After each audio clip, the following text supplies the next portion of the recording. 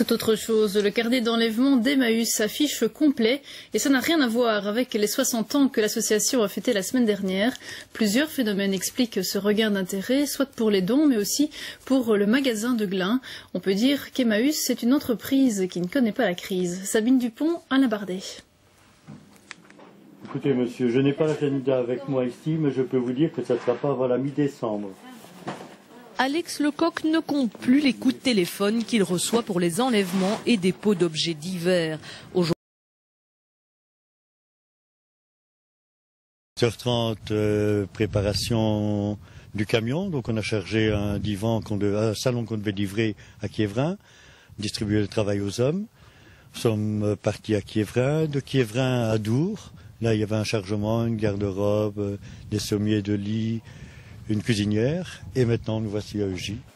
Cet arrêt à Eugy revêt un caractère particulier. L'entreprise Quenon Urbain déménage dans le zoning de Frameries. Elle a 300 à 400 paires de chaussures neuves à donner. Elle s'est donc tournée vers Emmaüs.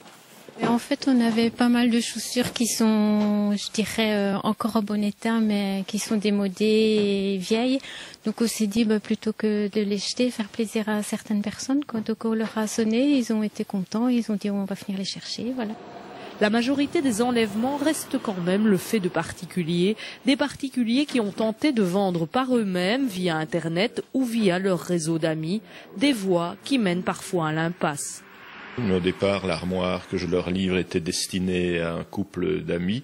Mes amis ont fait faux bond. J'ai songé Emmaüs puisque j'ai déjà eu recours à leur service et ils sont sérieux. Le regain d'intérêt pour Emmaüs est assez récent. Les administrateurs de la communauté l'expliquent de différentes façons. Il y a d'abord un changement de mentalité. Je crois que les gens évitent de jeter.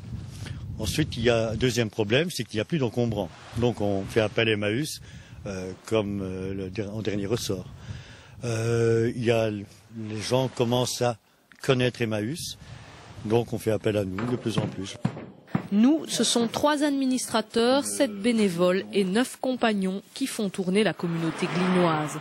En 2009, elle a fêté ses 55 ans. Parmi les compagnons actuels, Mohamed, il a rejoint Emmaüs il y a 3 mois avec une volonté.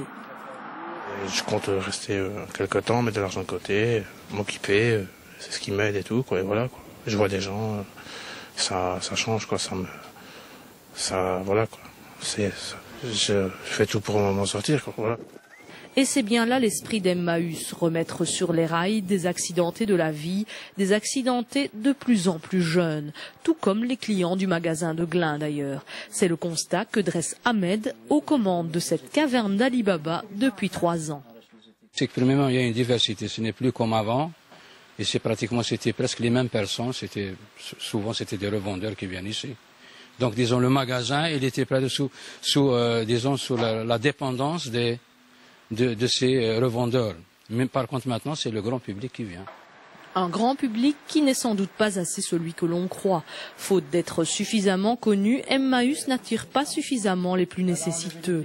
Pourtant, on trouve ici des vêtements dans un état presque neuf à moins de 5 €, de la vaisselle à un prix dérisoire, des meubles, des livres ou même des jouets à réfléchir en vue des fêtes à venir.